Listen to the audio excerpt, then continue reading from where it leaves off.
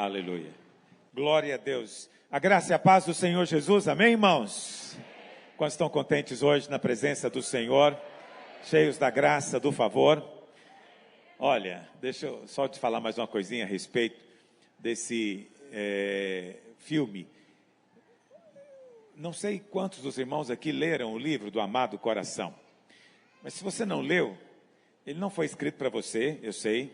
Mas é impressionante como os pais são abençoados por causa dos filhos. Isso é algo profético, é algo extraordinário.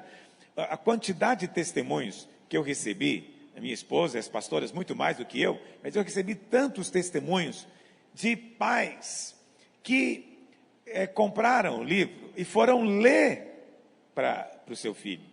Seu filho não sabia ler ainda, né, de 3, 4 anos de idade, ele vai mostrando as imagens e vai lendo.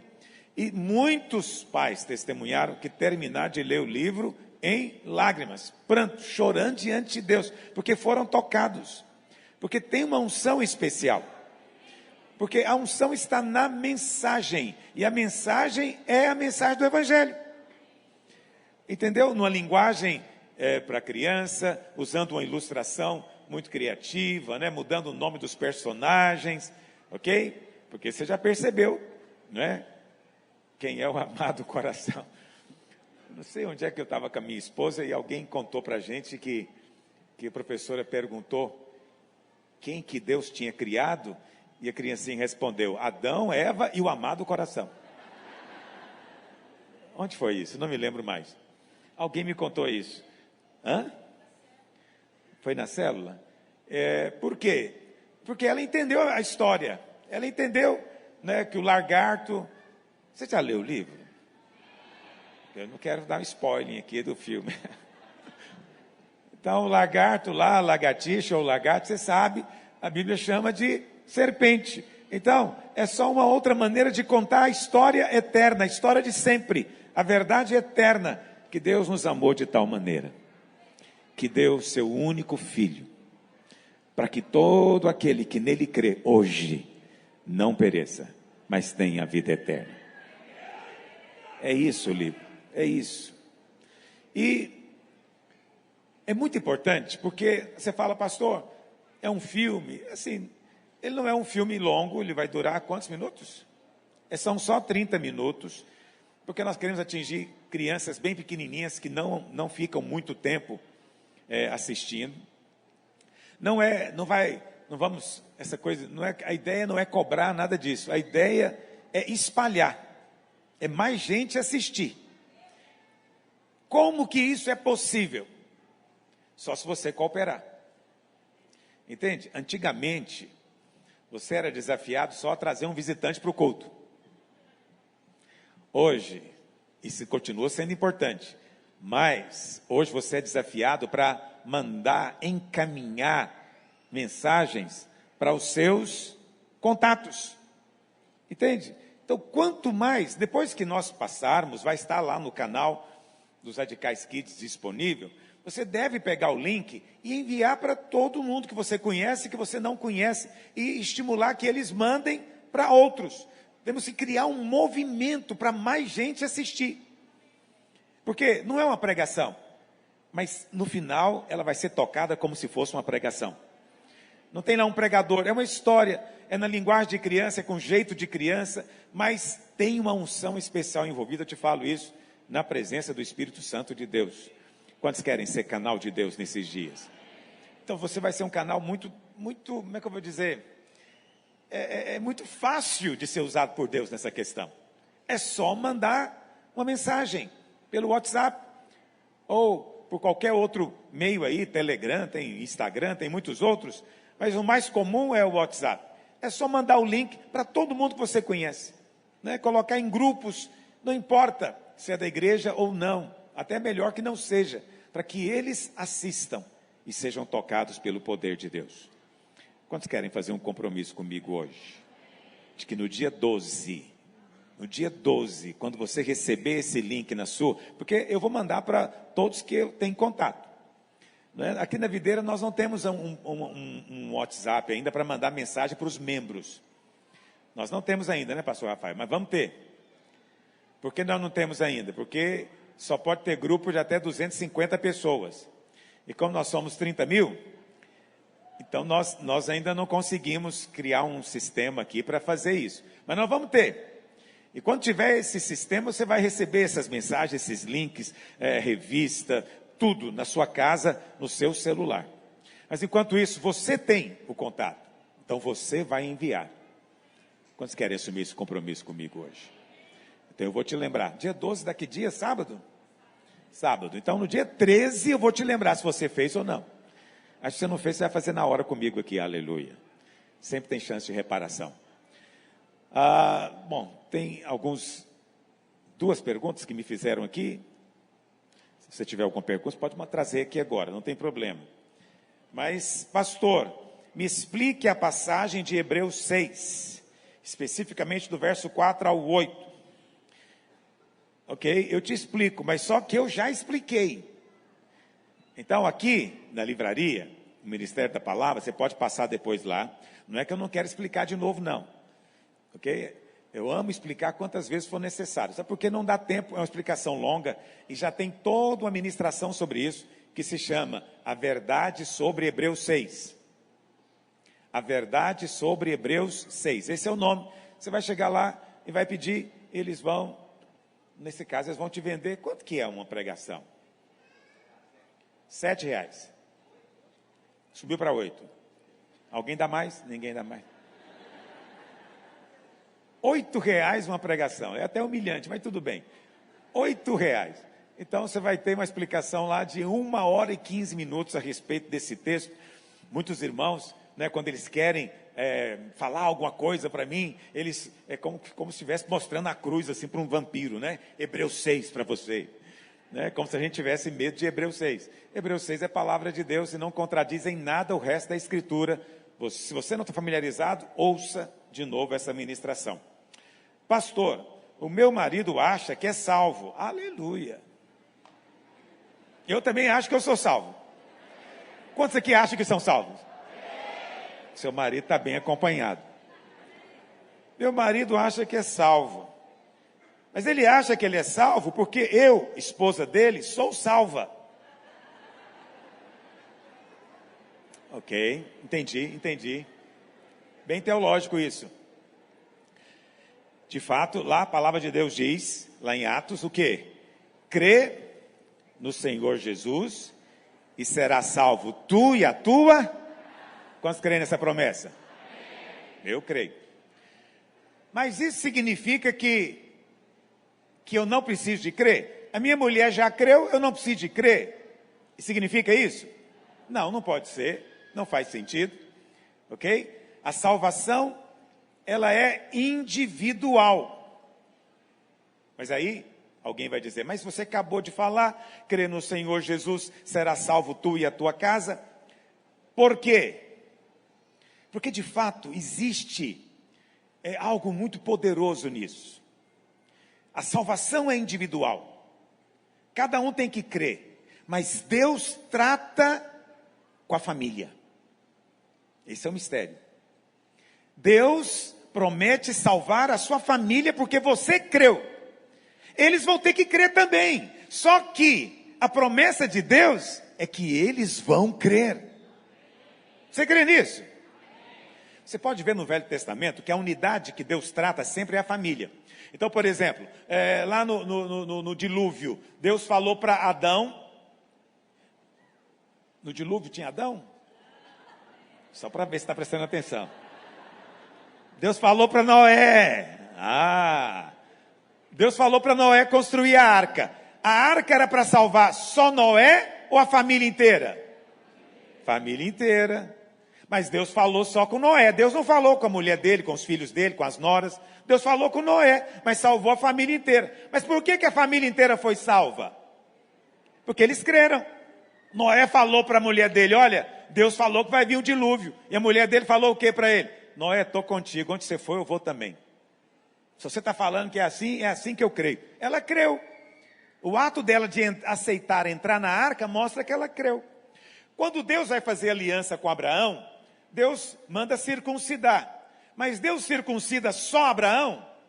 Não, é Abraão, é o filho de Abraão, até os servos de Abraão foram circuncidados. Lá, você deve se lembrar da história da Páscoa, por ocasião da última praga. Deus então manda que o cordeiro seja morto. E o sangue foi aplicado aonde? Na testa do primogênito? Onde é que o sangue foi aplicado? Na porta da... Isso significa o quê? Que a unidade ali era a casa. Quando o anjo da morte passou, ele olhou o sangue aonde? Na porta. E então ele não entrou. Quando você crê no Senhor, você está levando o sangue para sua casa. Quantos já levaram o sangue para sua casa? É preciso crer. Amém? Isso mostra que a unidade é essa. É a família. Então, querido irmã, o seu marido, ele não está totalmente errado. Ele tem uma parte de verdade nessa história. Realmente, ele faz parte da bênção de Deus na sua vida. Mas ela continua. Pastor, ele se baseia no versículo que diz, crê no Senhor Jesus, será salvo tu e a tua casa. E agora ele acha que não tem que batizar. Aí você já foi além do que está escrito. Eu estava com você até agora você vai sozinho, eu não vou mais. Olha para cá. O batismo é o sinal da sua fé. Batismo é pessoal, batismo não é eu batizar pelos outros. Eu não me batizei pela minha esposa, nem me batizei pelas minhas filhas. Cada uma teve que se batizar, individualmente. Mas quando eu criei, a promessa de Deus alcançou elas. É verdade ou não é? Então o seu marido está certo. A salvação alcançou a sua casa. Mas ele precisa, individualmente, declarar e dizer, eu creio, por isso eu vou me batizar. Pastor, por que eu tenho que batizar? Para ser salvo tem que batizar? O que os irmãos acham? Para ser salvo tem que batizar? Não. Não é o batismo que salva. Tá bom? Não é o batismo que salva. Nós não cremos em salvação batismal. A Igreja Católica ensina salvação batismal. Então, o bebê, ele tem que ser batizado na Igreja Católica, porque se ele não for batizado, ele é pagão, está condenado. A salvação é o batismo. Nós não cremos que o batismo salva, mas nós cremos que o batismo é o sinal de alguém que creu e foi salvo. Se ele diz que crê e não quer se batizar, então ele não está falando a verdade. Por que não está falando a verdade? Porque todo mundo sabe que batismo significa mudança de religião. É verdade ou não é? Olha, talvez aconteceu isso com você, mas eu já ouvi isso várias vezes. A pessoa dizendo, não, eu gosto de vir no culto, eu acho legal ouvir a pregação, os louvores, tudo muito bonito na igreja. Então ela vem no culto, mas na hora que você fala para ela, mas você tem que batizar, ela fala, não, aí não, batizar não. Por que não? Não, porque se eu batizar, aí eu estou virando crente. É assim que elas pensam. E ela está certíssima. O batismo realmente é a linha divisória. Se você diz que é salvo, prova batizando. Se você diz que é salvo e crê, demonstra a sua fé se batizando. O batismo é um ato de fé. Quantos creem no que eu estou dizendo? E acredite, tem poder. Amém? Mas glória a Deus por você, pela sua vida, irmã, pelo seu marido, que mesmo sem batizar já tem discussões teológicas. Só pode ser na videira um negócio desse. Quer dizer, ele nem se batizou, mas ele já conhece a Bíblia. E já está discutindo Bíblia com Bíblia. Bíblia para cá, Bíblia para lá, cada um com a sua espada, dando espadada um no outro. Aleluia. Ok. Pastor, me explica. Por que o Espírito Santo não sai da gente, mesmo quando a gente se afasta de Deus? Então, olha para cá. Você, às vezes, pode estar debaixo de condenação porque você pecou. E o diabo está dizendo, Deus foi embora, você pecou, você fez isso ou fez aquilo. E aí você passa a acreditar que de fato, né, aquele seu pecado afastou você de Deus. Olha para cá, o pecado é muito ruim, O pecado atrapalha a comunhão, mas ele não intimida a Deus. Se você crê, você permanece debaixo do sangue. Foi um amém bem tímido agora. No dia em que você crê nisso, para valer, ao ponto de você apontar o dedo no nariz de qualquer um e falar essa verdade, o diabo não tem mais espaço na sua vida. Por que o diabo tem espaço? Porque ele te convence que o seu pecado te afastou de Deus. Ele te convence que o que você fez agora é muito grave. E aí, em muitas igrejas, o Espírito Santo vai e volta. Toda semana ele vai e volta. Entendeu? Então, eu tenho certeza que se tiver alguém aqui que crê desse jeito, ele veio hoje buscar o Espírito Santo de volta. Porque durante a semana ele aprontou alguma coisa. Discutiu com a mulher, brigou com o chefe, né, apontou o dedo para alguém no trânsito, alguma coisa ele fez. E aí ele pensa assim, ai meu Deus, estou mal, eu preciso ir no culto. E aí ele vem para o culto para trazer o Espírito Santo de volta. E ele vem com toda a intensidade, Espírito Santo, vem, por favor, vem, prometo nunca mais fazer. E faz 1000 promessas. Se naquele dia o louvor foi bom, né, ele sentiu um calafrio na espinhela, ele fala, aleluia, o Espírito Santo voltou.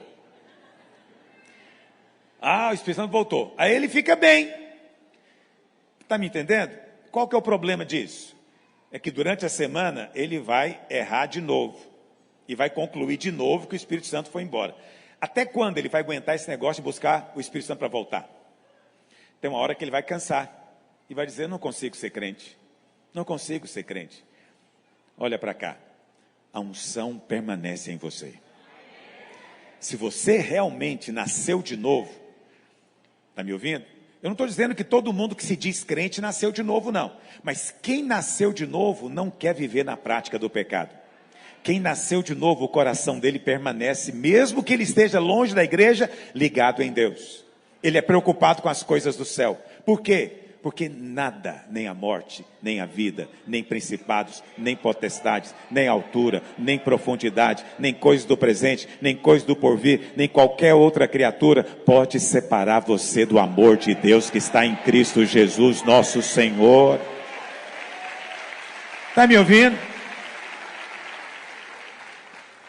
Agora, é óbvio que pecado é ruim. Você sabe que é ruim. Ele faz mal para tudo. Entendeu? Não estou aqui defendendo o pecado. Estou apenas dizendo que tem algo maior do que o pecado. O sangue do Cordeiro sobre a sua vida.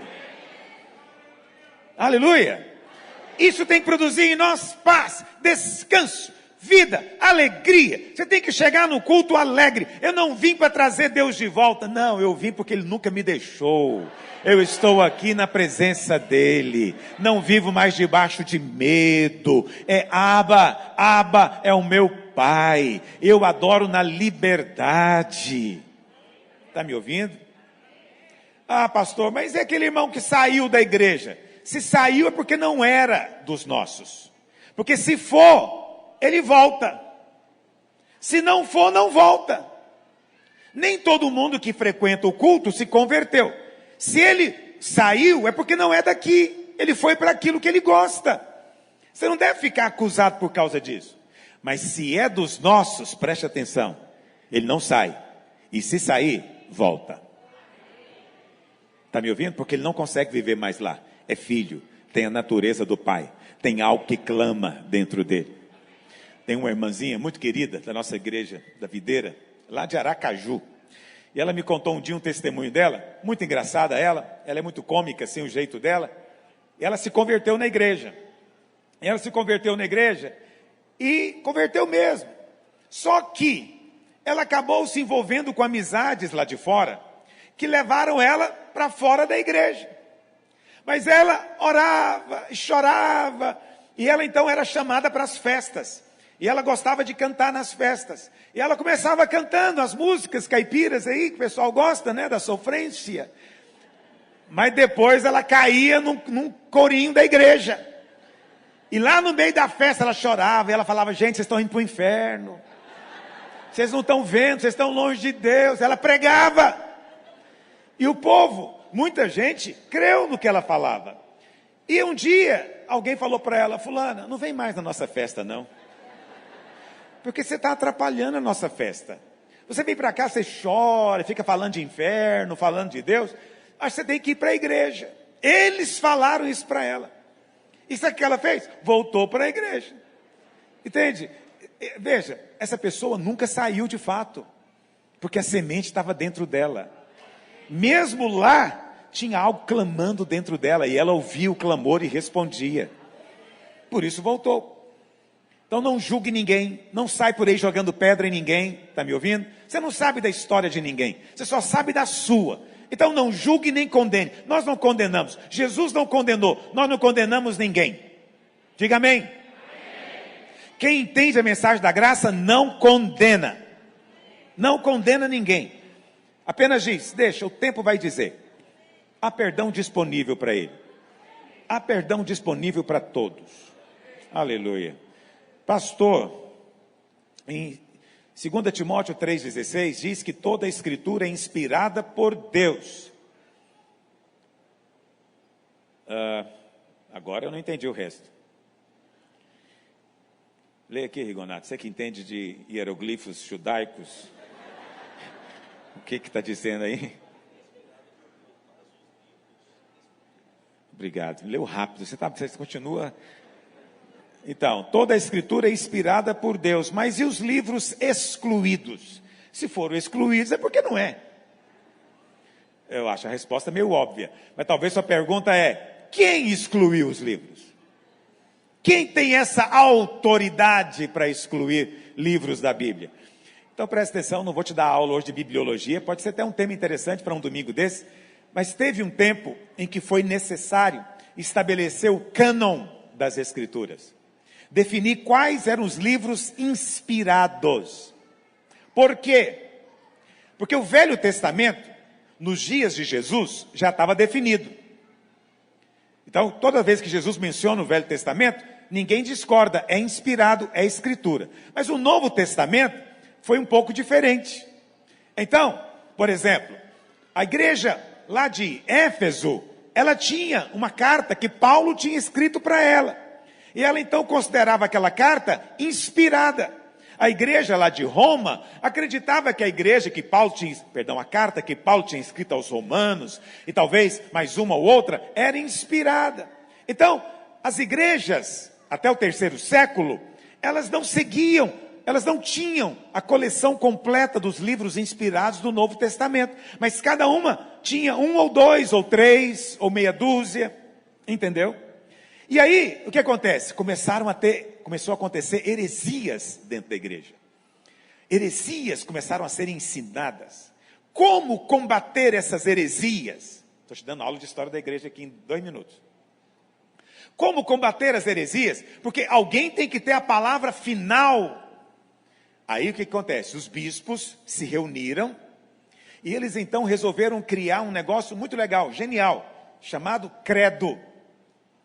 Credo, não é cruz credo, é credo. Credo significa crença, conjunto de crenças. Então, eles se reuniram e disseram, é isso que a igreja crê. O primeiro credo apostólico, acho que se você foi católico, você deve saber ele de cor. Crê em Deus Pai, Todo-Poderoso, Criador dos céus e da terra, Jesus Cristo, seu único Filho, nascido da Virgem Maria. Quantos sabem esse credo? Sabe nada, você nem continuou. Você nem continuou o que eu comecei. Então, o credo apostólico, que a igreja católica até hoje reza, é correto. Está certíssimo. Porque foi o primeiro. Ao estabelecer o credo, eles estavam dizendo o seguinte, se você não crê desse jeito, você está fora. Você está crendo numa heresia. Mas o credo, ele é pequeno. Ele não envolve todos os aspectos da vida. Então, chegou um momento em que precisava de ter uma discussão final para definir se o apóstolo Paulo, Pedro ou João falou, está encerrado o assunto. E aí então esses bispos se reuniram num concílio, se não me engano foi o de Niceia, e eles definiram o cânon, 330 mais ou menos, da nossa era. Ok? Eu sou fraco com datas. Mas olha para cá. E aí eles definiram. Tinha muitos livros que eram candidatos. Mas eles colocaram alguns critérios. tinha critérios para definir se era ou não inspirado. Eu não vou aqui entrar em detalhes com você quais eram os critérios, mas um dos critérios era ter o registro histórico, dizendo que foi mesmo escrito por Paulo, por Pedro, por João, né? Precisava de ter, durante a história também, naqueles 300 anos, bispos e igrejas que tinham chancelado aquele livro.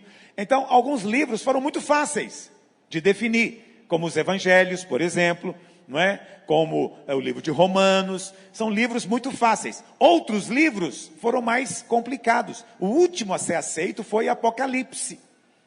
Por quê? Um dos critérios é que não podia ser um livro com histórias fantásticas, imaginárias. Entende? É por isso que você vai encontrar o livro de Enoque, por exemplo. Não está. Não quer dizer que é um livro falso. Ele não é inspirado. É igual aos livros que eu escrevo. Não são falsos. São bons livros. Mas eles não são inspirados. Está entendendo o que eu estou dizendo? Então tem lá o evangelho de...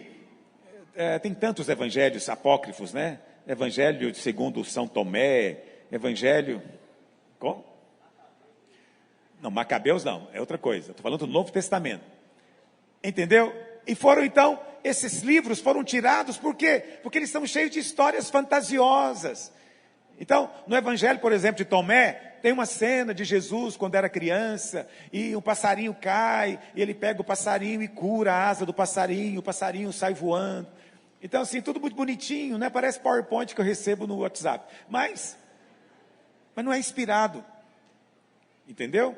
Então, foi resultado de um processo histórico e espiritual, até chegar nesse grupo dos 27 livros que você tem hoje. Amém? Está entendendo o que eu estou dizendo? Então, não dê crédito. Isso já tem quase, vamos colocar aí, 1.700 anos de Novo Testamento. E mais de 2.000 anos de Velho Testamento. Então, não fique dando crédito a qualquer bobagem que as pessoas colocam na internet. Entendeu? Principalmente o Discovery. Porque nós vimos no Evangelho, não sei qual lá, da Maria Madalena, né, que Maria Madalena era um dos 12. Isso é uma coisa idiota, sem pé, sem cabeça, sem nenhum... mas eles colocaram de fora porque eles eram machistas. É o pensamento idiota de hoje, que não vale a pena você entrar. Fique com a palavra de Deus. Amém? Muito bem. Aí o que acontece? Jesus poderoso.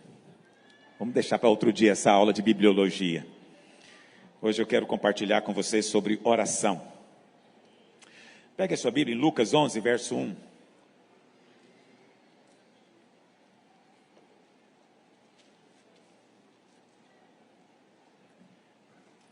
De uma feita, estava Jesus orando. Esse está na corrigida, põe na atualizada, por gentileza. RA. Aí está na ARC. De uma feita, estava Jesus orando em certo lugar. Quando terminou, um dos seus discípulos lhe pediu: Senhor, ensina-nos a orar, como também João ensinou aos seus discípulos. Hoje eu gostaria de compartilhar sobre oração. E eu vou continuar domingo que vem, porque eu não vou conseguir falar tudo hoje. Por que vamos falar de oração? Nós estamos no começo do ano. Você, nesse início de ano, como toda transição de um ciclo para outro, de uma estação para outra, você faz a avaliação do que passou e estabelece alvos para o tempo que está diante de você. Muitos irmãos, com certeza, avaliaram coisas do ano passado, do anterior, e estabeleceram alvos. Eu não vou aqui te dar direção de como alcançar alvos, né? Para isso tem muitos coaches aí que estão ensinando isso. Mas eu vou te falar o que a palavra de Deus diz. Não importa o que você escreveu na capa da sua Bíblia. Não importa o que você está falando que vai acontecer esse ano.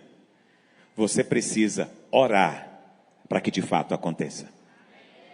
Não é automático. Você precisa orar.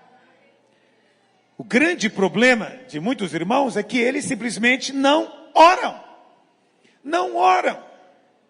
Até vêm ao culto. Até ouvem a palavra, o que é bom. Mas não oram. Qual a maior necessidade da igreja? E quando eu falo de igreja, eu falo da igreja de modo geral. Qual que é a maior necessidade das igrejas todas? Na minha opinião, duas coisas fundamentais. Primeiro, comida, alimento. Tem que ser alimento na palavra, tem que ser o ensino do evangelho. Isso é pão do céu. Muitos irmãos são fracos porque não comem comida do céu. Muitos irmãos são subnutridos porque não comem. Simplesmente, em muitos lugares, transformaram o púlpito em um lugar de palestra de autoajuda. Daquilo que o homem mesmo faz por si. Isso não é alimento. Isso não vai despertar sua fé. Não vai te dar força espiritual. Então, quando você vem aqui, você recebe alimento. Quantos são alimentados aqui? Mas não basta comer a palavra. Você precisa também de ser cheio da água do Espírito. E isso só acontece quando você ora. É preciso orar. E o meu tema hoje é por que as pessoas não oram? Por que há tanta dificuldade de se estabelecer uma vida de oração? E eu começo dizendo para você, muitos não oram porque não sabem orar. E olha, isso é algo que o Espírito Santo vai te ensinar. Mas você tem que se dispor a começar. Quando você colocar os seus pés sobre as águas vão se abrir diante de você. Mas é preciso falar com o Senhor. É preciso orar ao Senhor. Sabe por que certas coisas não têm acontecido na sua vida? Porque você não tem orado por elas. E sabe por que certos ataques malignos têm vindo na sua vida? Porque você não tem orado para ser guardado. Vou dizer um princípio espiritual para você aqui, muito sério. Deus, na sua soberania, Ele estabeleceu que Ele só vai agir na terra através do homem. Vou repetir. Deus é soberano. Ele governa. Está me ouvindo? Nada é mais elevado do que o trono de Deus. No entanto, na sua soberania e na sua sabedoria, Deus estabeleceu que Ele só vai agir na sua vida com o seu consentimento. Ele só vai agir na terra quando homens concordarem a respeito daquilo na terra. Esse é um lado. Mas tem um outro lado. Então preste atenção. Quando você ora, você libera o céu. Mas quando você para de orar, ou quando você não ora, você libera o inferno. Você não limita mais o inferno. Entende? O diabo ganha espaço para agir na sua vida. Simplesmente porque não há oração.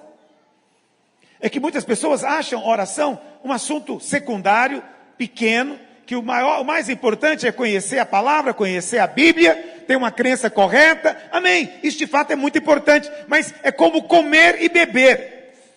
A digestão só é boa se tiver um pouco de água, meu amigo. Você só consegue engolir bem o pão com um pouco de água. Você consegue ficar muito tempo sem pão, mas não dá para ficar muito tempo sem água. Sem o pão, você vai sentir fraqueza depois de muito tempo, vários dias. Mas sem a água é questão de horas. Então, acredite em mim, a oração é como beber na sua vida. Beber do Espírito, beber da água de Deus. Eu não vim aqui falar para você sentir condenado porque não ora, não é isso. É muito ruim quando comida vira prescrição médica. Você entende o que eu estou dizendo? É muito ruim. Você precisa de comer 3 vezes ao dia, 3 horas de intervalo, você tem que comer esses ingredientes, senão se vai acontecer isso. Eu odeio isso. Vou ser franco com você, se você gosta disso, fique em paz. Detesto tratar comida como prescrição médica. Comida tem que ser prazer, deleite, antes de ser remédio. Eu creio que comida também cura, mas antes de ser remédio, comida tem que ser prazer. Prazer. Está me ouvindo? E é muito ruim quando você é obrigado a dar um mandamento para o seu filho. Se não comer, vai apanhar. É horrível isso. Vamos ser francos. E você já chegou a esse estágio na sua casa alguma vez? Eu já. Eu mesmo, quando eu era criança, nunca precisei de apanhar para comer. Aliás, o inverso provavelmente deveria ser mais verdadeiro na minha casa. Eu acho que eu apanhava por comer demais. Mas, as minhas filhas, elas são passarinho, elas são um milagre do céu. Não sei como escaparam, até hoje não sei. Elas são um mistério do céu. Elas comem cisquinho, nada. Comem muito pouco. E eu me lembro de ter que, quando eram pequenas, com 4, 5 anos de idade, ter que colocar mandamento da comida. É muito ruim se eu tiver que chegar para você aqui hoje e falar que você tem que orar. Se você não orar, o pau vai quebrar. Muito ruim. Muito ruim. Está me ouvindo? Porque a oração não é prescrição, não é remédio, nem é mandamento. É como comida, é privilégio. É prazer. Tem um sabor envolvido. Estão entendendo o que eu estou dizendo? Mas quando se é criança, é melhor colocar o mandamento do que deixar o menino morrer. Concorda comigo?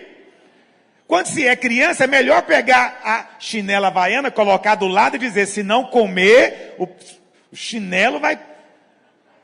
Não é melhor fazer isso do que deixar morrer? Eu vou ser franco com você, se eu tiver hoje te ameaçar com tranca-rua e 7 flechas, eu vou te ameaçar. Mas você vai sair daqui orando hoje. Não vou não, brincadeira. Não vou ameaçar você jamais. Mas olha para cá. Estou apenas te dizendo isso. Porque Deus não quer nada obrigado. Já ouviram isso? Deus não quer que eu faça as coisas sem querer. E eu não estou com vontade de orar. Lindinho. Então você não quer comer arroz e feijão. E o bife? Não estou com vontade. É porque sua mãe não era minha. Olha para cá. Comida que você come sem querer, nutre também? Sim ou não? Eu não queria esse espinafre. Estou comendo na marra. Isso vai dar uma diarreia em mim, a culpa é sua. Funciona essa ameaça? Não, você pode comer o espinafre na marra que vai dar certo. Vai nutrir você. Quando você ora sem querer, vai ajudar você também. E você sabe qual que é a grande diferença entre meninos e adultos? Meninos fazem quando tem vontade. Tudo, até comer. Pode um negócio desse? Até comer. Adultos não.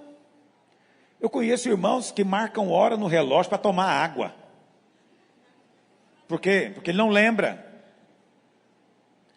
Eu conheço gente que marca a hora para comer, porque tem que comer de 3 em 3 horas, senão dá um piripaco nele. E ele marca a hora. Quando o relógio apita, ele precisa de comer alguma coisa. Presta atenção, não tem nada a ver, nesse caso, com desejo ou com prazer. É só porque sabe que vai fazer bem. Eu vou dizer para você, oração é crucial na sua vida. Vocês estão compreendendo o que eu estou dizendo?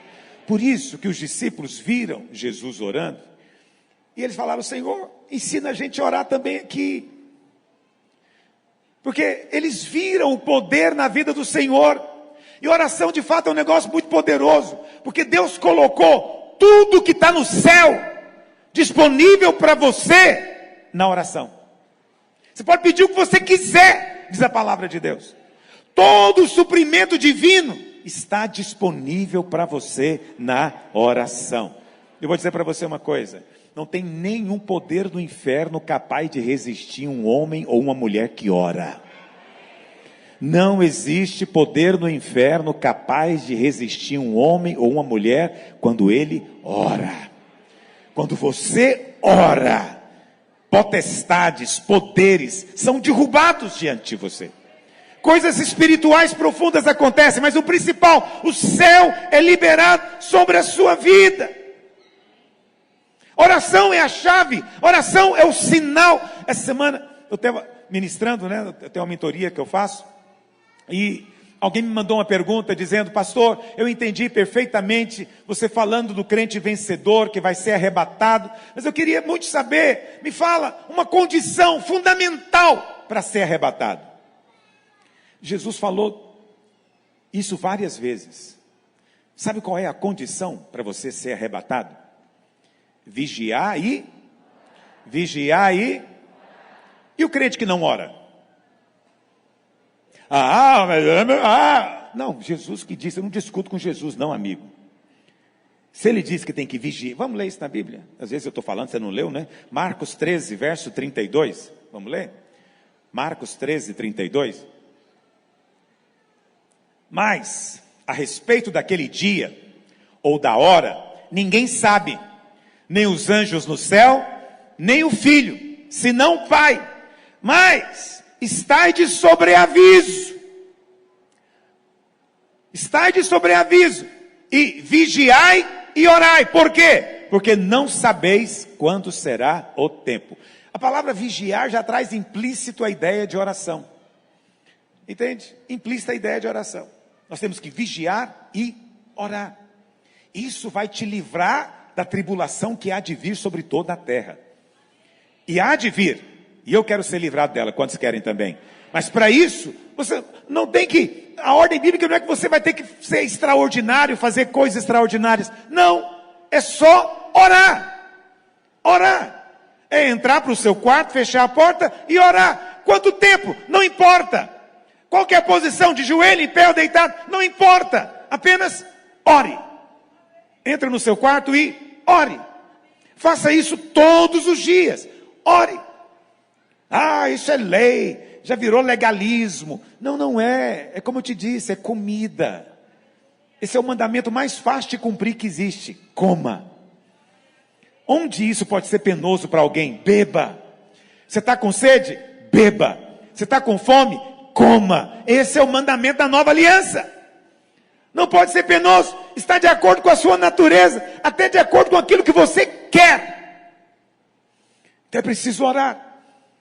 Quando você ora, você é fortalecido, é abençoado.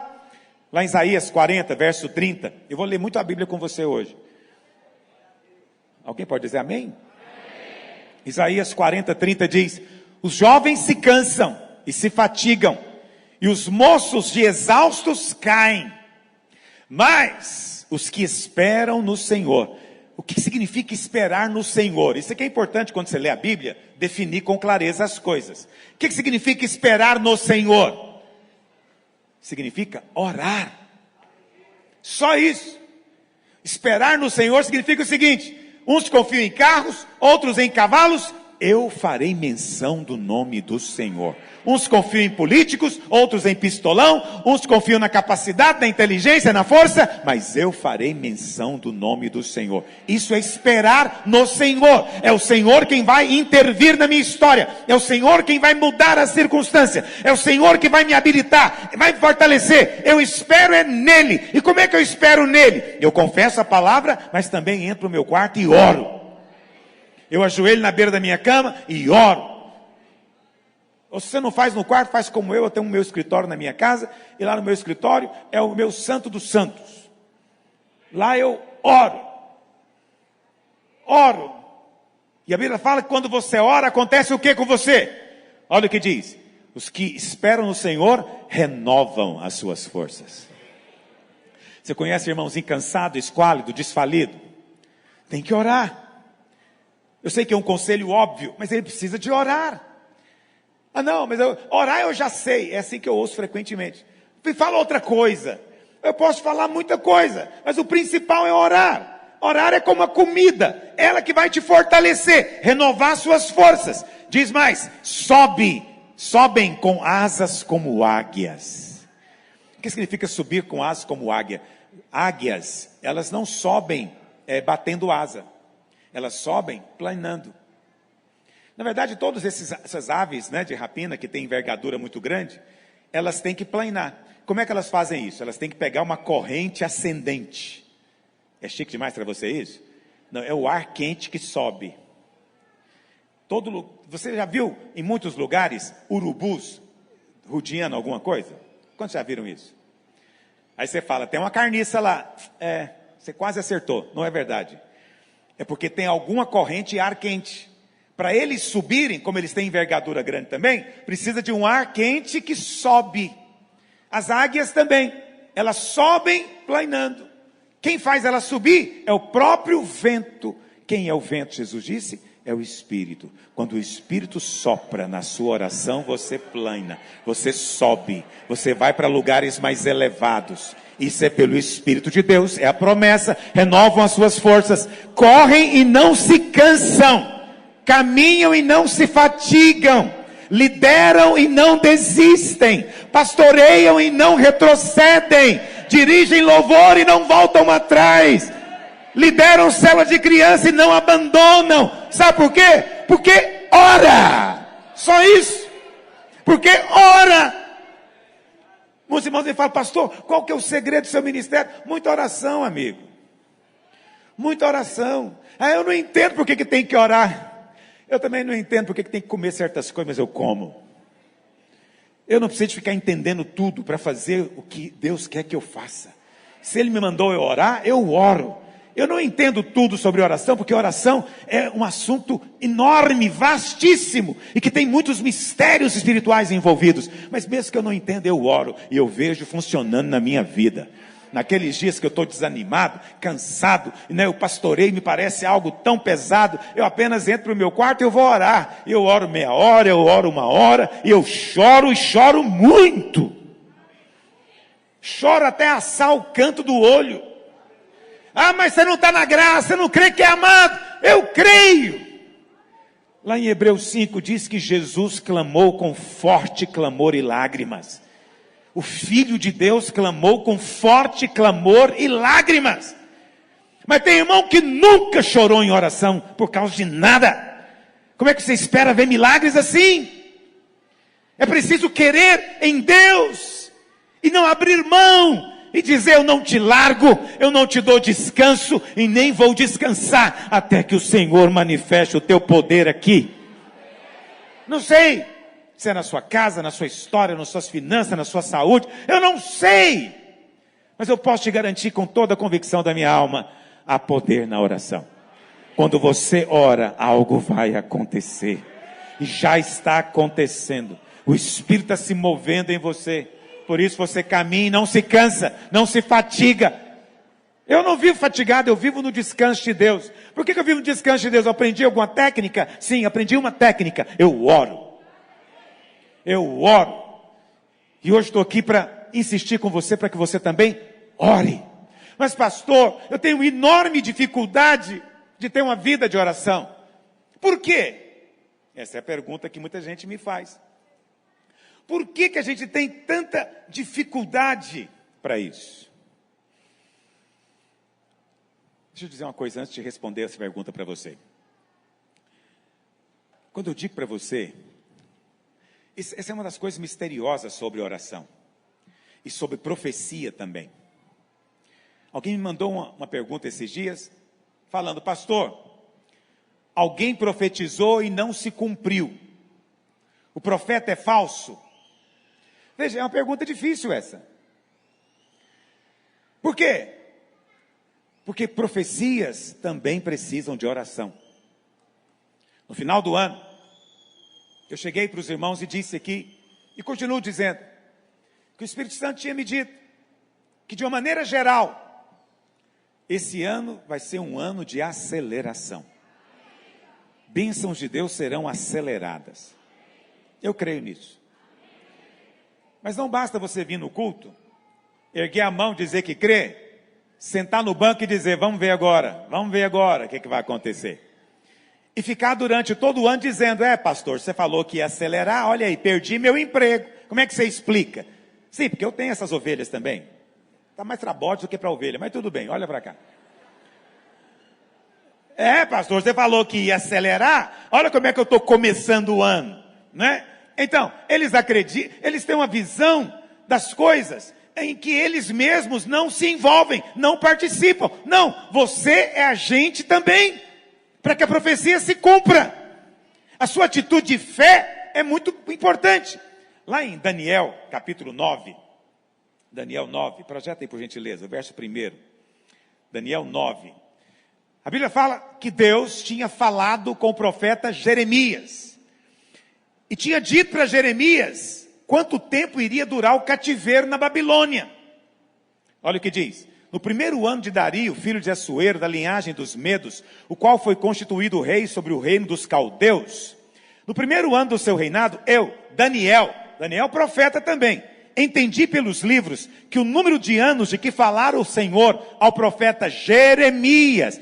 É impressionante. Jeremias, pouco mais do que 30 ou 40 anos depois da morte dele, todo mundo já sabia que o livro de Jeremias era inspirado.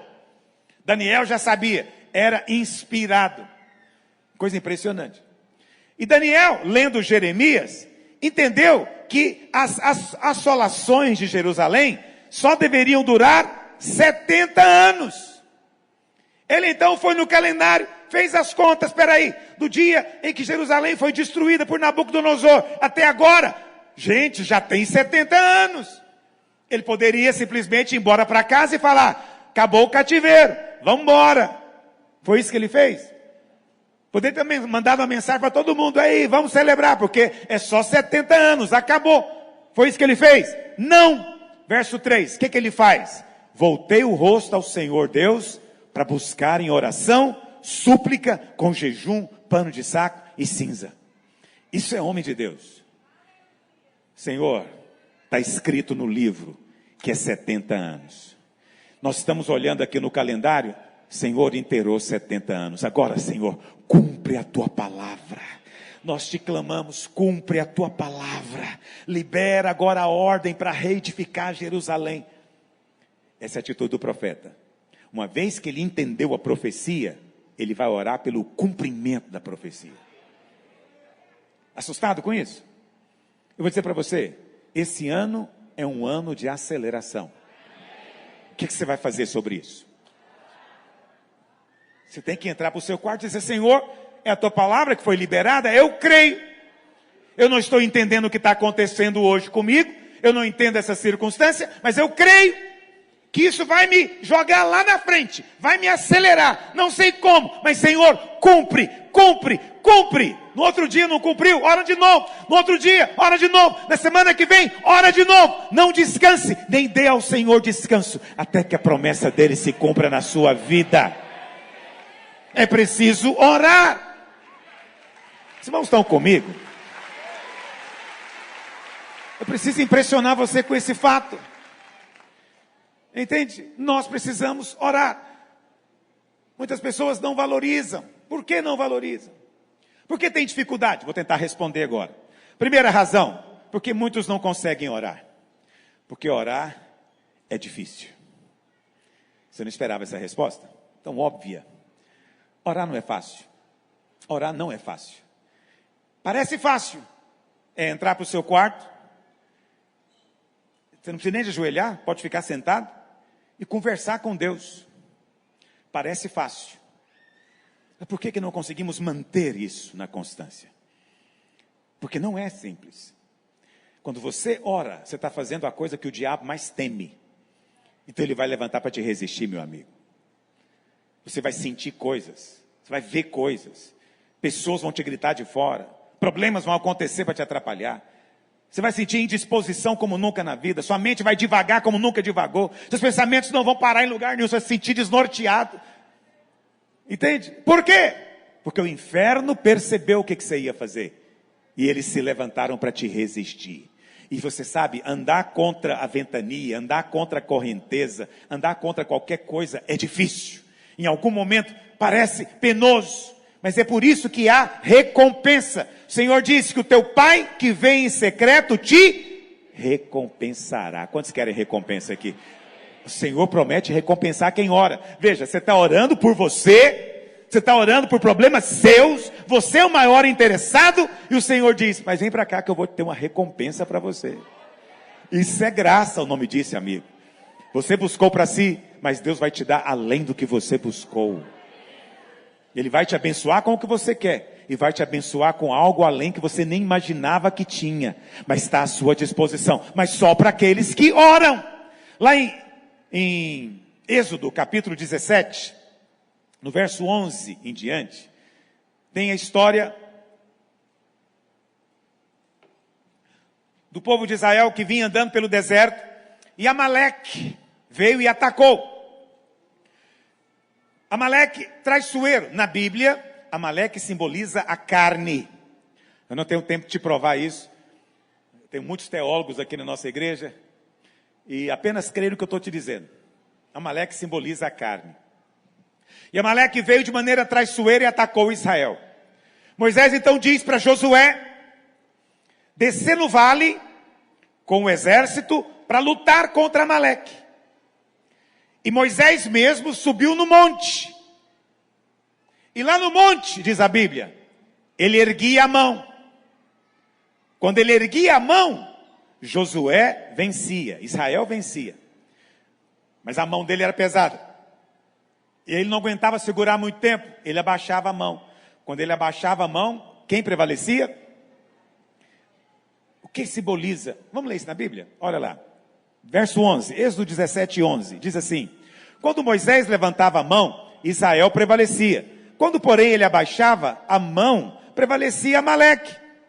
Ora, as mãos de Moisés eram pesadas, por isso tomaram uma pedra e a puseram por baixo dele, e ele nela se assentou. Arão e Hur sustentavam-lhe as mãos, um de um lado e o outro do outro. Assim lhe ficaram as mãos firmes até o pôr do sol. Aleluia. Olha para cá. Quando você ora, Moisés lá em cima representa oração. Mãos erguidas simbolizam oração. Está me ouvindo? E o que acontece? Quando a mão está erguida em oração, o reino de Deus avança. A vontade de Deus acontece. O propósito de Deus se cumpre. Por quê? Porque tem alguém orando. Não te impressiona o fato que você está aqui hoje porque um dia alguém orou por você?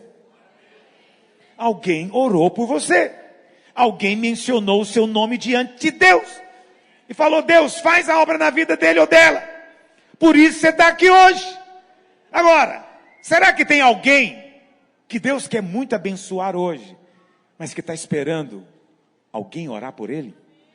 Será que Deus está esperando alguém se levantar em oração? Deus não vai fazer nada, a menos que haja alguém em concordância.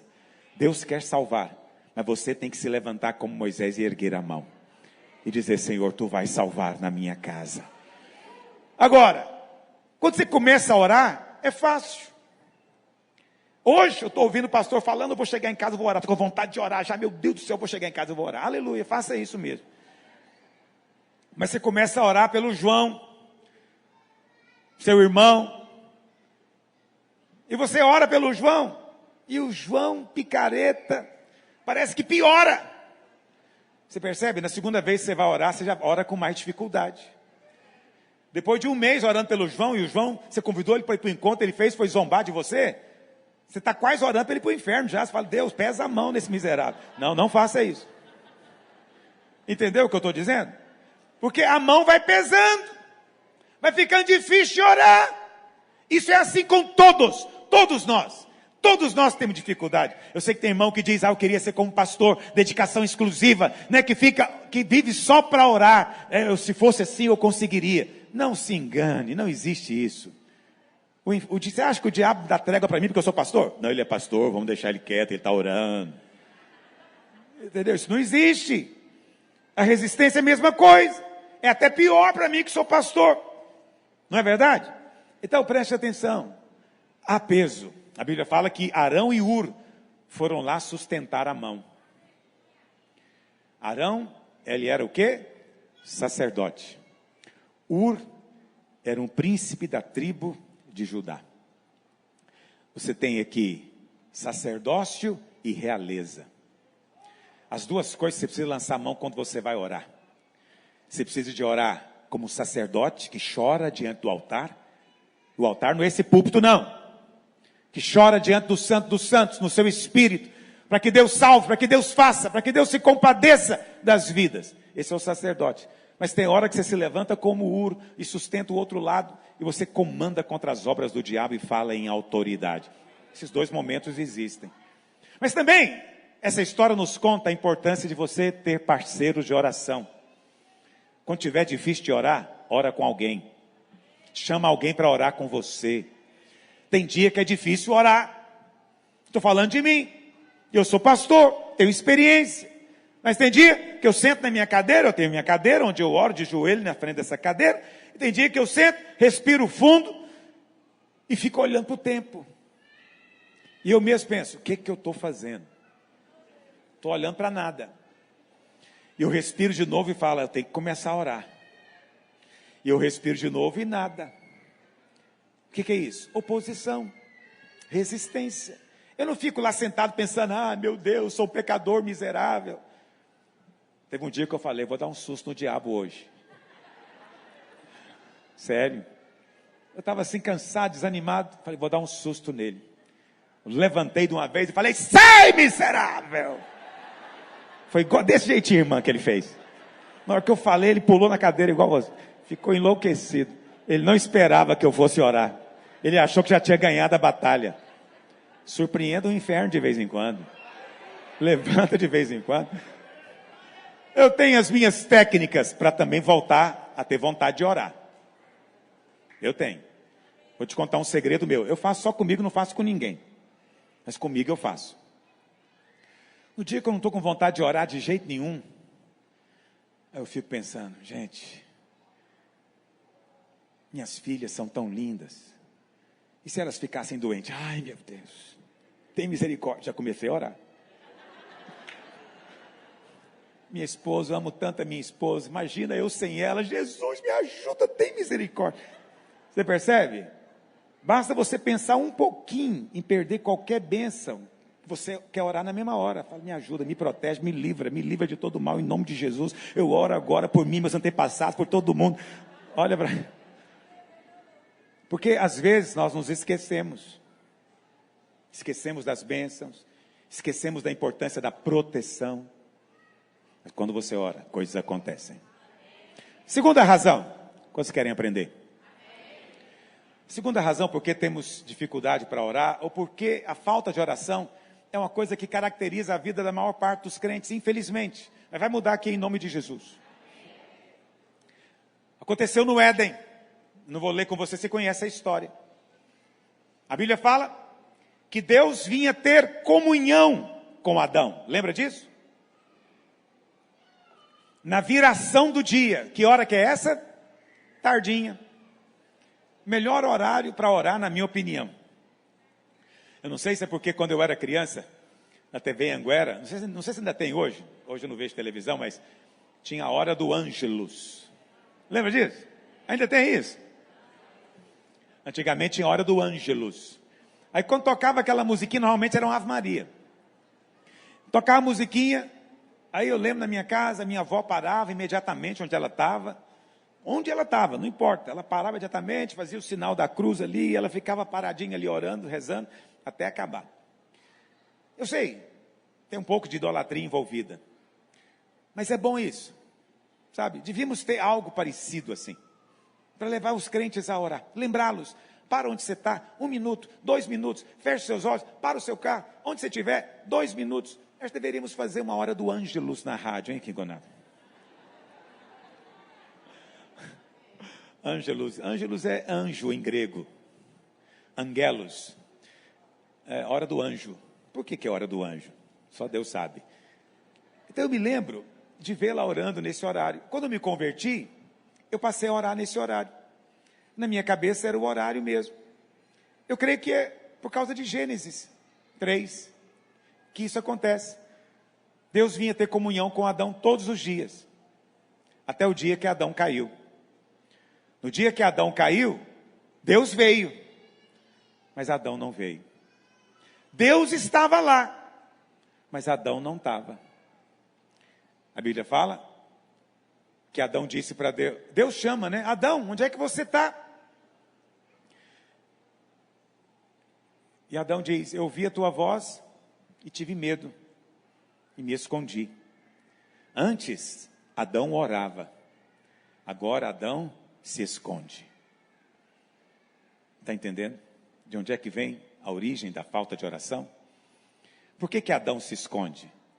Porque o diabo falou para ele, você está pelado. Quando você encontrar Deus, você é um pervertido, você é um tarado. O que você é? Deus vai acabar com você. E ele então foi tentar se cobrir. Como é que ele vai encontrar com Deus? E aquele que ele tinha comunhão todo dia, agora ele tinha insegurança, medo. Tudo é resultado de crença. Olha para cá.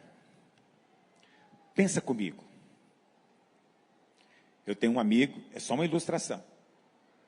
Pastor Gustavo Henrique é crítico. Tudo que eu faço, ele fala que está errado, que não está legal, não está bom. Ele me critica. Nunca tem uma palavra boa para me dizer. Só condenação, acusação, mostrando minhas falhas. Para piorar, ele me emprestou um dinheiro. E eu não consigo pagar. Aí, cada vez que eu vejo o pastor Gustavo, o que é que eu faço? Passo de lado. Entendeu? Se eu tiver em Caldas Novas, então ele apareceu, eu corro. Porque ele vai dizer o quê? Me pagar não paga não, né, miserável? Mas vir para Caldas Novas, você vem. Com qual dinheiro que você vem? Então veja, esse é o tipo de gente que você evita. Estou certo? Por que você evita Deus? Por que você está fugindo da comunhão? Por que você está adiando o momento da oração? Está deixando para depois. Os motivos são os mesmos. Primeiro, você acha que tem dívida. E que ele vai te cobrar quando vocês se encontrarem. Eu tenho uma boa notícia para você. Sua dívida está paga. Não te contaram não? Estou te contando então. Está pago. Está tudo quitado. O filho pagou para você. Mas pode ser que o inimigo te convenceu com condenação, com acusação, de que essa era a voz do Espírito Santo, porque o Espírito Santo é que está aqui para te convencer do pecado.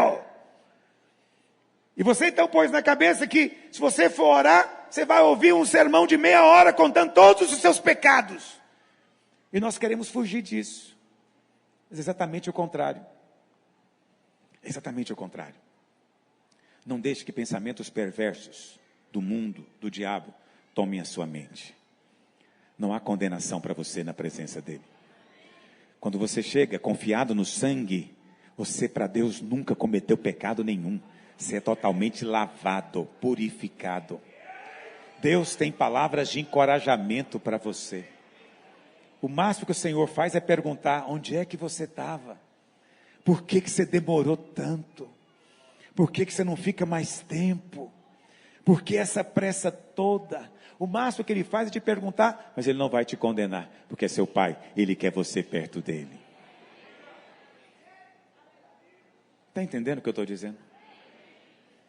Será que você tem imagens perversas sobre Deus na sua mente, que o diabo lançou? Vai ser renovado hoje em nome de Jesus. Sua mente é renovada e lavada hoje desses pensamentos. Você vai ser atraído pela oração. Ah, pastor, mas ele vai me dar tudo que eu quero. Esse é um terceiro motivo. Mas antes de eu falar sobre tudo que você quer, eu vou dizer para você: Deus nunca te dá tudo de uma vez, porque Deus é sábio. Deus é sábio. Ele é exatamente como eu faço com as minhas netinhas. Então elas adoram chiclete. A mais novinha não pode ainda. As outras adoram chiclete. O que eu faço? Eu compro o chiclete e deixo à vista. Porque elas vêm me pedir. É uma chance da gente conversar. Vovô, eu queria te pedir. Eu falo: vem cá, senta no colo do vovô. Você tem que enrolar um pouco. Não, eu queria um chiclete, mas é só um chiclete que você quer? É, você me dá? Não, vovô te dá tudo que você quer, que você pede, imagina. Aí eu dou para ela. Você acha que eu dou a cartela inteira? Eu dou um. Dou um chiclete. E falo para ela: quando você quiser mais, você volta. Aí quando ela volta, eu dou um chiclete para ela. Sabe o que Deus faz com você todo dia? Ele te dá um chiclete. Sabe para quê? Para você voltar depois de novo, para ter comunhão com Ele. É para te lembrar, fala: volta depois, eu tenho mais para te dar. Não vou te dar tudo agora não, mas eu vou te dar, mas você tem que voltar. Você tem que voltar. Você precisa orar. Tiago diz o quê? Você não tem porque você não pede. Por que está faltando riqueza na sua vida espiritual e material? Porque você não ora. É só por isso. Você precisa de orar. Eu sei que você não vai ouvir isso em nenhum outro lugar. Nenhum outro lugar vai ensinar isso. Lá eles vão te ensinar técnicas para enriquecer. 10 segredos dos empresários mais ricos do planeta. Aqui eu vou te contar que todo que pede recebe. Aqui eu vou te contar que a causa de você não ter é só porque não pediu ainda. O pai está esperando você ir. Eu fico com o meu chiclete lá. Eu não ofereço chiclete para elas. Eu não falo, quem quer chiclete? Não, não faço. Até porque a mãe não gosta. Essas coisas a gente tem que fazer com sabedoria. Não ofereço. Eu apenas deixo ali à vista. Se ela quiser, ela pede. Deus também não está chegando para você e fazendo um menu para você de tudo que você pode ter. Mas Ele deixou tudo à vista. Onde é que está à vista? Toda banda que você anda. Você não tem que ter inveja do carro do vizinho. Deus está te dizendo, pede para mim, eu tenho um para te dar também. Você não tem que ter inveja da casa do vizinho. Deus está dizendo, pede para mim, eu tenho uma melhor para você. Deus coloca tudo na sua frente, para você poder pedir. Mas alguns entendem errado e ficam com inveja. Não, não tem inveja. Filhos de um pai rico não tem que ter inveja de ninguém. Seu pai é muito rico. Ele quer te abençoar. A mão dele não está encolhida, Ele quer te abençoar. Quantos dizem amém? Oh Senhor Jesus, como o Senhor é bom. Aleluia.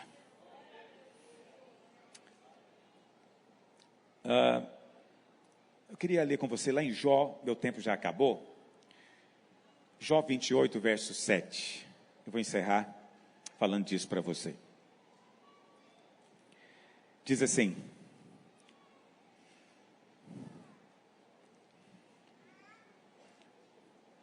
Jó está descrevendo um lugar. Jó está descrevendo um lugar. É um lugar especial, oculto. É um lugar escondido que Deus tem para nós. Simbolicamente, aponta para a oração. Diz assim: essa vereda, a ave de rapina ignora, e jamais a viram os olhos do falcão. Jesus disse lá em Mateus 13, que as aves simbolizam demônios. Simbolicamente são demônios. Aqui está dizendo que essa vereda, as aves de rapina não podem ver. Não podem alcançar você quando você está lá. Os demônios não podem te alcançar. Baixinho, bem baixinho. Os demônios não podem te alcançar quando você está lá. Continue, verso 8. Nunca a pisaram feras majestosas, nem um leão passou por ela. Pedro diz que Satanás, ele é como um leão. Aqui está dizendo que o próprio diabo não tem acesso a você quando você entra neste lugar. Que lugar poderoso é esse? Verso 9. Estende o homem a mão contra o rochedo e revolve os montes desde as suas raízes. Abre canais nas pedras e os seus olhos veem tudo o que há de mais precioso. Tapa os veios de água e nenhuma gota sai deles. E traz à luz o que estava escondido. Esse lugar é o esconderijo do Altíssimo. É a presença de Deus. É quando você entra em oração. Preste atenção. Muitos irmãos me mandam mensagem perguntando: pastor, o diabo ouve quando a gente ora. O diabo pode não sei o quê. Preste atenção. O diabo não tem esse poder todo que alguns irmãos às vezes acham. O diabo não sabia quem era Jesus. 30 anos o Senhor viveu no meio dele. E o diabo não sabia quem era. Sabe por quê? Porque Jesus estava oculto, escondido no lugar da oração. Mas teve um dia em que o Senhor orou e o céu se abriu. Aí nesse dia o Pai falou. O inimigo ficou sabendo que era o Filho de Deus. Está me entendendo? O diabo não tem poder de ver quando você ora. Quando você ajoelha para orar e você diz: ó Senhor Jesus, o inferno se afasta. A cegueira vem sobre o diabo. O inimigo não pode ver você. Ele não pode alcançar aquele lugar. As aves de rapina não vão chegar naquele lugar. O texto diz que nesse lugar as águas vão brotar. Águas vão sair da pedra. A pedra é Cristo. Esse é o lugar onde rios de água viva vão brotar do seu interior. Mas também é um lugar onde vem a luz do que estava escondido. Deus quer te revelar coisas. Mas se você não ora, não tem revelação. Muitos irmãos leem muito a Bíblia, ótimo. Muitos irmãos ouvem a pregação, isso é excelente. Mas completa a alegria do Senhor orando. Porque quando você ora, luz do céu vem sobre você. É só quando você ora. Se você não ora, não vai ter luz. Lá em Jeremias 33, verso 3, um versículo que muita gente sabe de cor, diz assim: invoca-me e te responderei. 33, 3.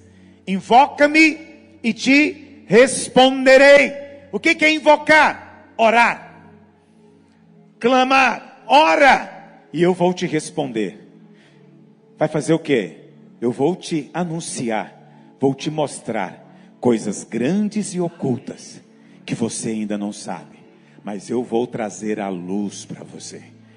Quantos querem aprender coisas em Deus? Coisas grandes, coisas ocultas. Revelações divinas, tremendas. Está tudo disponível para você. Mas tem que orar. Se não ora, não tem. Se você pega a Bíblia e lê em oração, meu amigo, coisas acontecem. Eu falo da minha experiência. Mesmo quando eu estou falando de um assunto tão simples quanto esse, que todo mundo sabe, mesmo antes de converter, todo ímpio sabe a respeito de oração. Mas mesmo quando você fala disso, o Senhor te abre os olhos e você vê a oração onde você não via antes. O Senhor quer anunciar coisas grandes. O Senhor quer manifestar coisas grandes. Está me ouvindo? Não tem jeito de você ouvir as coisas do céu se você não ora. E vou dizer mais: Deus não tem como falar com você, ou fica muito restrito, se você não ora. Então a oração é a chave para ouvir e para ser ouvido, para ter o clamor diante dele. Lá em Provérbios 27, verso 12, Deus falou comigo nesse versículo essa semana. Provérbios 27, 12, diz assim: o prudente, o sábio, vê o mal e se esconde, mas os simples passam adiante e sofrem a pena. O Senhor falou comigo: o simples não é o mais pecador. O simples não é aquele que tem mais brecha, coisa errada na sua vida. Não. O simples é aquele que não esconde. Ele vê o mal e não se esconde.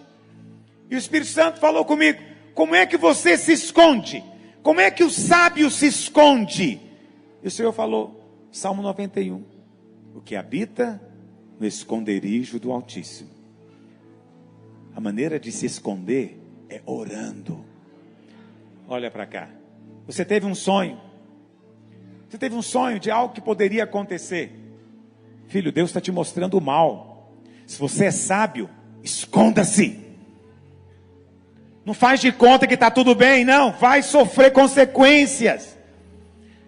Há um tempo atrás, eu estava andando de carro, junto com a minha filha, e eu tive uma percepção clara no meu espírito, de que o diabo tinha armado para mim um acidente de trânsito. Claramente, claramente. E eu estava andando aqui nessa T3, e sabe o que eu fiz imediatamente? Orei. Falei: Senhor, em nome de Jesus, toda obra maligna. Quando eu oro, eu estou me escondendo. Quando eu cheguei depois do Goiânia Shopping ali, que eu virei numa rua ali, tinha um caminhão estacionado, e eu estou indo, e uma pessoa na rua aqui, não tinha visão nenhuma, porque o caminhão estava tampando, mas ele resolveu entrar assim mesmo, e entrou bem na minha frente. Na hora, né, eu bati o carro, mas foi algo pequeno, comparativamente, com o que eu sei que poderia ter sido, porque o Senhor me levou a orar antes. E a pessoa falou: eu não sei o que aconteceu comigo, nunca fiz isso. Era uma senhorinha que dirige com todo cuidado, e ela falou: nunca fiz uma bobagem dessa, me perdoe. Eu falei: não tem que te perdoar. Orei com ela, acabou ainda ouvindo o evangelho. Quantas vezes você tem visto o mal e não ora? É preciso de orar. Vou contar para você algo. Deus falou comigo. Passei por muitas lutas nos últimos 2, 3 anos, e eu estava orando ao Senhor, porque eu gosto de aprender com tudo. E o Senhor me disse: olha, algumas dessas lutas eu te avisei antes. Eu te avisei. E é verdade. Teve um dia que eu cheguei na reunião dos pastores, e eu falei para eles: Deus falou comigo que um monte de gente vai me largar. Lembra disso? Deus falou comigo. Mas o Senhor falou: mas você ouviu e não se escondeu. Você ouviu e só esperou acontecer. Era para ter orado. Era para ter orado.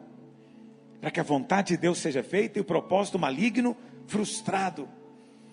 Quantas irmãs têm sentimentos, não é? Sensações de coisas que podem vir a acontecer, acidentes, problemas. O que você tem que fazer nessa hora? Ora! Lá na sua casa, na sua sala, na sua cozinha, para imediatamente e ore. Ah, mas eu não sei. Querido, você vai aprender fazendo. Você não perde nada em orar. Ore. Porque o simples passa adiante e sofre a consequência. Ore a respeito de tudo. Lá no Salmo 50, verso 15. Salmo 50, verso 15. Invoca-me de novo, ora, no dia da angústia. E o Senhor promete o quê? Eu vou te livrar. Mas e se você não orar no dia da angústia? A promessa vai cumprir? Sim ou não? Presta atenção, é preciso ter humildade. A Bíblia está dizendo, ora no dia da angústia, e eu vou te livrar. Então no dia da angústia, ore, não passe de lado, não deixe que outro ore. Não pensa que outro ore simplesmente. É muito bom pedir oração, mas não impede você de orar, não exime você de orar. Ora, Deus quer fazer coisas grandes entre nós nesses dias. Presta atenção, muitos irmãos aqui vão experimentar, sabe, vão ser lançados em posições elevadas, vão ser colocados repentinamente diante de situações de grande bênção, grande prosperidade. Ouça o que eu estou te dizendo, Deus já tem preparado coisas para você, a promessa é clara, a bênção vai ser acelerada, mas eu tenho que te dizer algo, não vai acontecer automaticamente, você precisa orar. Você precisa orar. Ore na sua casa, ore no prédio da igreja, ore aos domingos, ore andando no carro, ore em todo lugar. Mas ore ao Senhor. Ele vai te responder. Você vai subir como águia, vai caminhar e não vai se cansar, não vai se fatigar, vai receber a força do céu. Quantos querem isso nesses dias? Fique em pé onde você está. Aleluia. Vamos orar, quebrando toda resistência à oração em nome de Jesus. Amém? Eu sei que não devemos orar sem máscara agora.